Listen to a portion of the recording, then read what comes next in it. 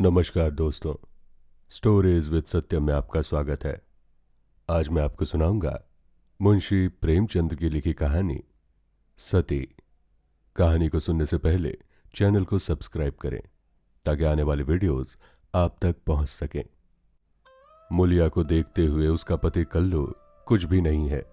फिर क्या कारण है कि मुलिया संतुष्ट और प्रसन्न है और कल्लू चिंतित और सशंकित? मुलिया को कौड़ी मिली है, उसे दूसरा कौन पूछेगा।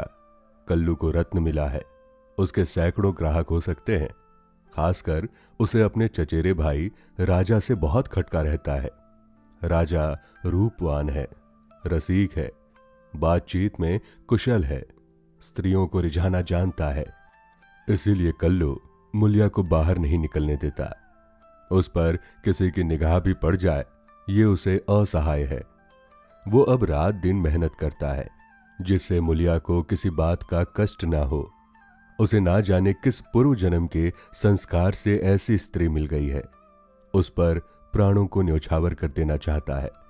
मुलिया का कभी सिर भी दुखता है तो उसकी जान निकल जाती है। मुलिया का भी हाल ये है कि जब तक वो घर नहीं आता मछली की भांति तड़पती रहती है। गांव में कितने ही युवक हैं जो मुलिया से छेड़छाड़ करते रहते हैं, पर उस युवती की दृष्टि में कलवा संसार भर के आदमियों से अच्छा है। एक दिन राजा ने कहा, भाभी, भैया तुम्हारे जोग ना थे? मुलिया बोली, भाग में तो वो लिखे थे, तुम कैसे मिलते? राजा ने मन में समझा, बस अब मार लिया है। बोला, विधि ने यही तो भूल की। मुलिया मुस्कुराकर बोली, अपनी भूल तो वही सुधारेगा। राजा निहाल हो गया। तीज के दिन कल्लू मुलिया के लिए लट्ठे की साड़ी लाया। चाहता तो था कोई अच्छी साड़ी ले, पर रुपए ना थे और उसने उधार भी ना मांगे। राजा भी उसी दिन अपने भाग्य की परीक्षा करना चाहता था। एक सुंदर चुंदरी लाकर मुलिया को भेंट की। मुलिया ने कहा, मेरे लिए तो साड़ी आ गई है। राजा बोला, मैंने भी देखी है, तभी तो मैं इसे लाया। तुम्हारे लायक नहीं है, भैया को किफायत भी सूझती है तो ऐसी बातों में।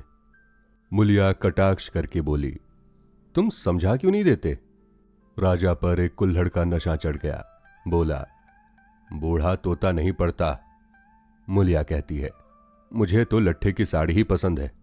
राजा कहता है, जरा ये चुंदरी पहनकर देखो कैसी खिलती है तुम पे। मुलिया कहता है, जो लट्ठा पहनाकर खुश होता है वो चुंदरी पहन लेने से खुश ना होगा। उन्हें चुंदरी पसंद होती तो चुंदरी ही लाते। राजा ने कहा, उन्हें दिखाने का काम नहीं है। मुलिया विस्मय से बोली, मैं क्या उनसे बिना पूछे ले लूंगी? राजा ने कहा, इसमें पूछने की कौन सी बात है? जब वो काम पर चला जाए पहन लेना, मैं भी देख लूंगा। मुलिया ठड्डा मारकर हंसती हुई बोली, ये ना होगा देवर जी, कहीं देख ले तो मेरी सामत आ जाए, इसे तुम लिए जाओ। राजा ने आग्रह करके कहा, इसे ना लोगी भाभी तो मैं जहर खा के सो जाऊंगा। मुलिया ने साड़ी उठाकर आले पर रख दी और बोली, अच्छा लो, अब तो खुश हो? राजा ने उंगली पकड़ी, अभी तो भैया नहीं है, जरा पहन लो। मुलिया ने अंदर जाकर चुंदरी पहन ली और फूल की तरह महकती दमकती बाहर आई। राजा ने उसे पकड़ते हुए कहा, ऐसा जी चाहता है कि तुम्हें लेकर भाग जाऊं। मुलिया उसी विनोद भाव से बोली, जानते हो तुम्हारे भैया का क्या हाल होगा? ये कहते हुए उसने किवाड़ बंद कर लिया। राजा को ऐसा मालूम हुआ कि थाली परोसकर उसके सामने से उठा ली गई। मुलिया का मन बार बार करता था कि चुंदरी कल्लू को दिखा दे, पर नतीजा सोचकर रह जाती थी। उसने चुंदरी रख क्यों ली? उसे अपने ऊपर क्रोध आ रहा था, लेकिन राजा को कितना दुख होता। क्या हुआ उसकी चुंदरी क्षण भर पहन लेने से? उसका मन तो रह गया, लेकिन उसके प्रशांत महासागर में ये एक कीट आकर उसे मथ रहा था। उसने क्यों चुंदरी रख ली? क्या ये कल्लू के साथ विश्वासघात नहीं है? उसका चित्त इस विचार से विकल हो गया। उसने मन को समझाया, विश्वासघात क्यों हुआ? इसमें विश्वासघात की क्या बात? जरा सा हंस देने से अगर किसी का दिल खुश हो जाता है तो इसमें क्या बुराई है? कल्लू ने पूछा, आज रज्जू क्या करने आया था? मुलिया का देह थर थर कांपने लगा। बहाना करके बोली, वो तमाकू मांगने आया था। कल्लू ने भवें सिकोड़ कर कहा, उसे अंदर मत आने दिया करो, अच्छा आदमी नहीं है। मुलिया ने कहा, मैंने कह दिया तमाकू नहीं है तो चले गए। कल्लू ने अब की तेजस्विता के साथ कहा, क्यों झूठ बोलती हो, वो तंबाकू मांगने नहीं आया था। मुलिया ने कहा, तो और यहां क्या करने आते? कल्लू ने कहा, चाहे जिस काम से आया हो, तंबाकू मांगने नहीं आया। वो जानता था मेरे घर में तंबाकू नहीं है, मैं तंबाकू के लिए उसके घर गया था। मुलिया की देह में काटो तो लहू नहीं, चेहरे का रंग उड़ गया। सिर झुकाकर बोली, मैं किसी के मन का हाल क्या जानूं। आज तीज का रथ जगा था। मुलिया पूजा का सामान कर रही थी, पर इस तरह जैसे मन में जरा भी उत्साह, जरा भी श्रद्धा नहीं है। उसे ऐसा मालूम हो रहा है उसके मुख में काली मां पुत गई है और अब वो कल्लू की आंखों से गिर गई है। उसे अपना जीवन निराधार सा जान पड़ता था। सोचने लगी, भगवान ने मुझे ये रूप क्यों दिया? ये रूप ना होता तो राजा क्यों मेरे पीछे पड़ता, और क्यों आज मेरी ये गत होती? मैं काली करूप रहकर इससे कहीं खुश रहती, तब तो मन इतना चंचल ना होता। जिन्हें रूप की कमाई खानी हो वो रूप पर फूले, यहां तो इसने मटिया मेट कर दिया। ना जाने कब उसे झपकी आ गई तो देखती है कल्लू मर गया है और राजा घर में घुसकर उसे पकड़ना चाहता है। उसी दम एक वृद्धा स्त्री ने ना जाने किधर से आकर उसे अपनी गोद में ले लेती है और कहती है, तूने कल्लू को क्यों मार डाला?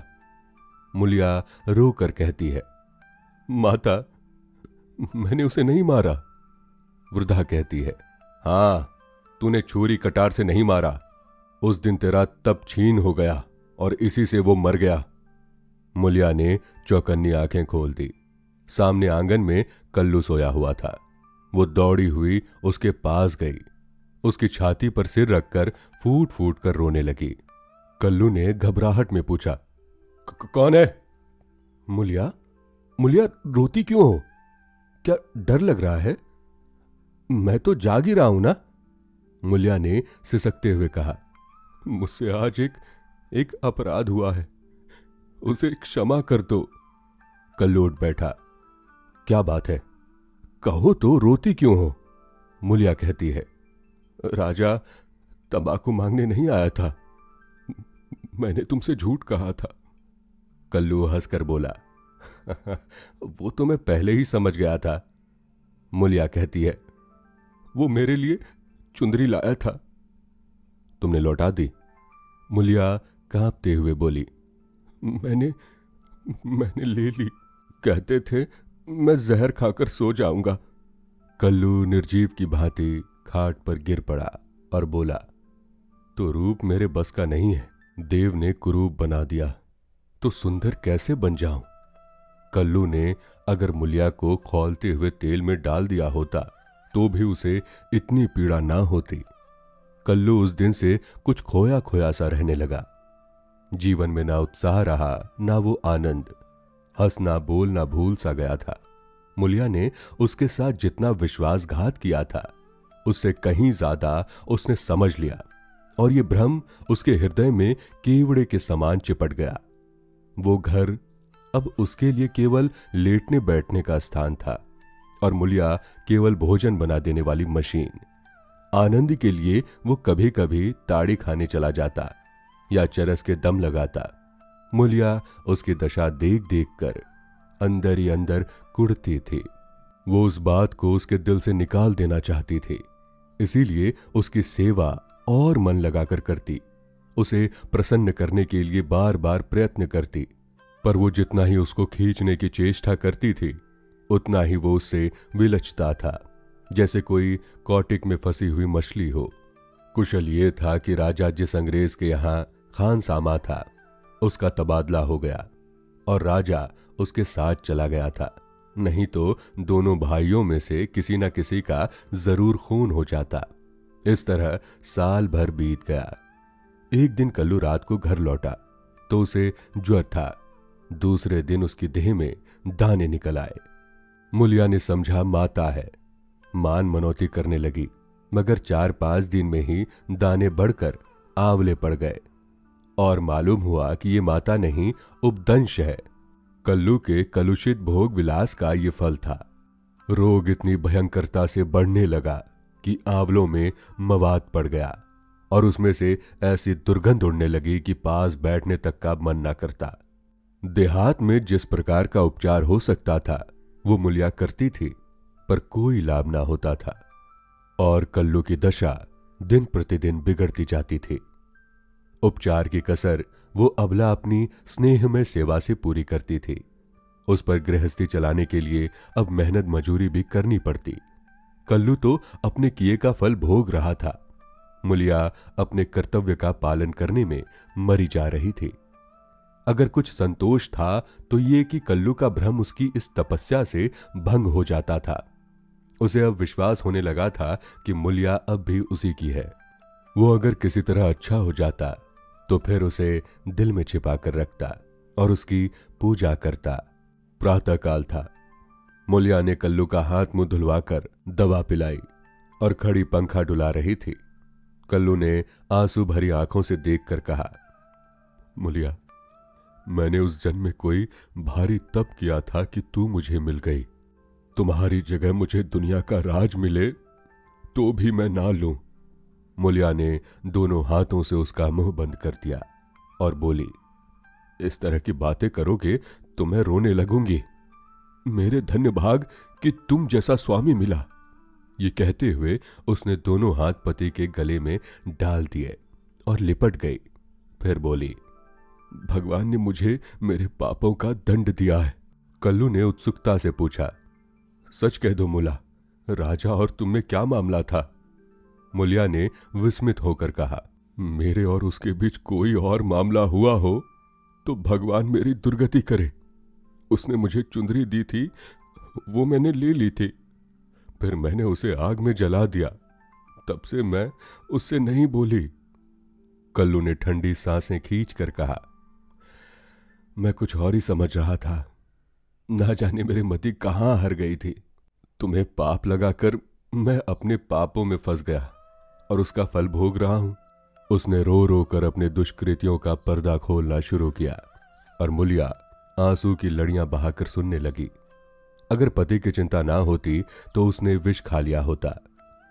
कई महीने बाद राजा छुट्टी लेकर घर आया और कल्लू की घातक बीमारी का हाल सुना तो दिल में खुश हुआ। तीमारदारी के बहाने से कल्लू के घर आने जाने लगा। कल्लू उसे देखकर मुंह फेर लेता, लेकिन वो दिन में 2-4 बार पहुंच ही जाता।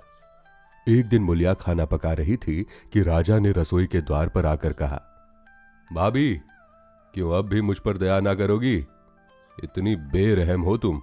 कितने दिन से तुम्हें खोज रहा हूं, पर तुम मुझसे भागती फिरती हो। भैया अब अच्छे ना होंगे, इन्हें गर्मी हो गई है। इनके साथ क्यों अपनी जिंदगी खराब कर रही हो? तुम्हारी फूल सी देह सूख गई है। मेरे साथ चलो, कुछ जिंदगी के बहार उड़ाएं। ये जवानी बहुत दिन ना रहेगी।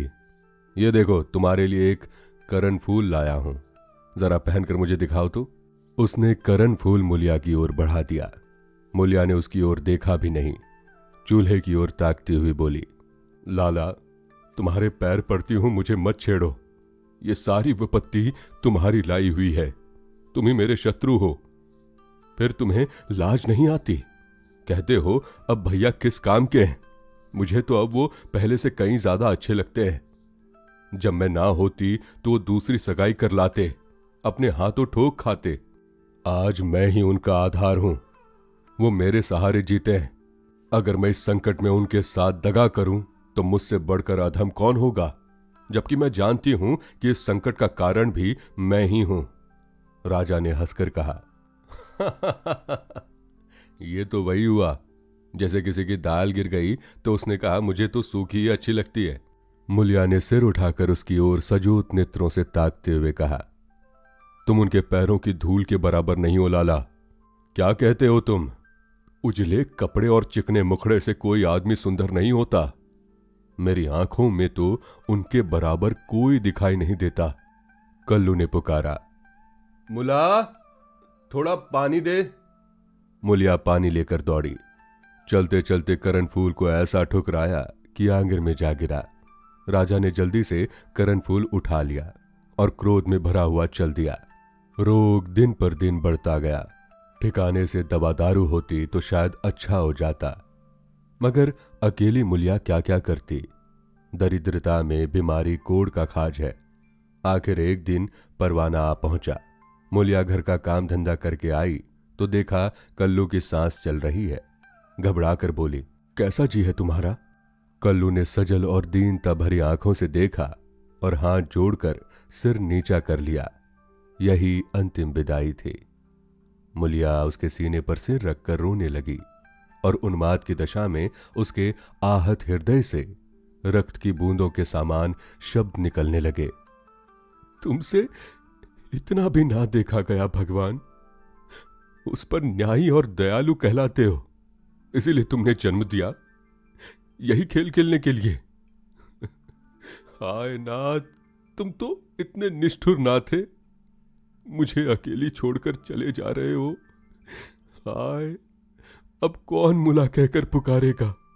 अब किसके लिए कुएं से पानी खींचूंगी? किसे बैठाकर खिलाऊंगी, पंखा डुलाऊंगी? सब सुख हर लिया तो मुझे भी क्यों नहीं उठा लेते? सारा गांव जमा हो गया। सभी समझा रहे थे। मुलिया को धैर्य ना होता था। ये सब मेरे कारण हुआ, ये बात उसे नहीं भूलती। हाय हाय, उसे भगवान ने सामर्थ्य दिया होता तो आज उसका सिरताज यूं उठ जाता। शव की दाह क्रिया की तैयारियां होने लगी। कल्लू को मरे 6 महीने हो गए। मुलिया अपना कमाती है, खाती है और अपने घर में पड़ी रहती है। दिन भर काम धंधों से छुट्टी नहीं मिलती, लेकिन हाँ, रात को एकांत में रो लिया करती है। उधर राजा की स्त्री मर गई, मगर 2-4 दिन के बाद वो फिर छैला बना घूमने लगा और भी छूटा सांड हो गया। पहले स्त्री से झगड़ा हो जाने का कुछ डर था, अब वो भी ना रहा। अब की नौकरी से लौटा तो सीधे मुलिया के घर पहुंचा और इधर उधर की बातें करने के बाद बोला, भाभी, अब तो मेरी अभिलाषा पूरी करोगी या अभी और कुछ बाकी है? अब तो भैया भी नहीं रहे, इधर मेरी घरवाली भी सिधारी।